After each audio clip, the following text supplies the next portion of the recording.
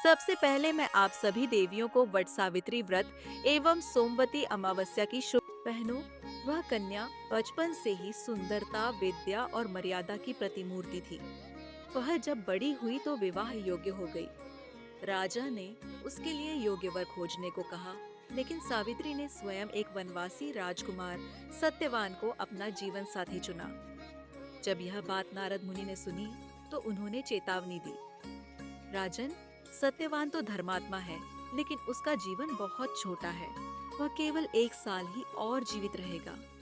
यह सुनकर सब घबरा गए, लेकिन सावित्री ने निडरता से कहा, मुझे सत्यवान ही वर रूप में स्वीकार है। मैं उसके साथ विवाह करूंगी और अपना सौभाग्य स्वयं रचूंगी। यह सुनकर सबने उसकी दृढ़ निष्ठा की सराहना की और सत्यवान से उसका विवाह संपन्न हुआ। सावित्री अपने पति और सास ससुर की सेवा में दिन रात लगी रहती। वह पत्तों से बनी झोपड़ी में रहकर भी प्रसन्न रहती और मन से पूजा, तप और पति की सेवा करती। जब वह दिन आया जिस दिन सत्यवान का जीवन समाप्त होने वाला था, सावित्री ने वट वृक्ष के नीचे उपवास करके व्रत किया। वह पूरे दिन उपवास पर रही और अपने पति के साथ वन में गई। सत्यवान लकड़ी काट रहा था, तभी अचानक उसे चक्कर आया और वह भूमि पर गिर पड़ा। तभी सावित्री ने देखा, काल रूप में यमराज स्वयं आए हैं सत्यवान की आत्मा लेने।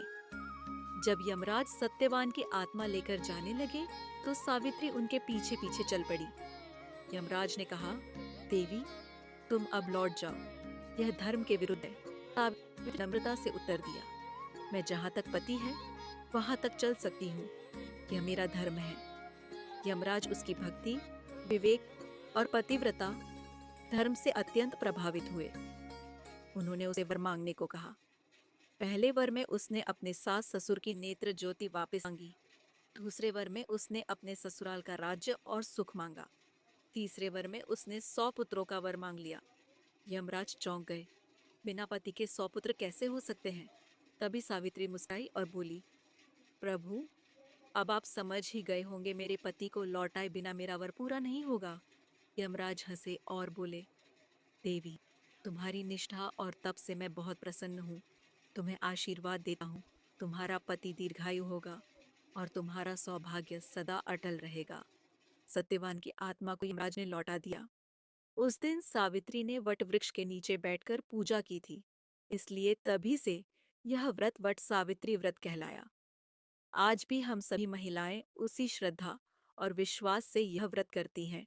हम अपने सुहाग की रक्षा के लिए, अपने परिवार के सुख के लिए और सावित्री जैसी धर्मपत्नी बनने की प्रेरणा के लिए। तो बहनों, जब भी आप इस व्रत को करें, तो सावित्री के जीवन से यह सीखें, सच्चा प्रेम, निष्ठा और आत्मबल से असंभव को भी संभव किया जा सकता है। सावित्री का नाम केवल एक स्त्री का नहीं, बल्कि सदियों तक पूजे जाने वाले साहस और समर्पण का प्रतीक बन गया है। जय मां सावित्री, जय भोलेनाथ, हर हर महादेव।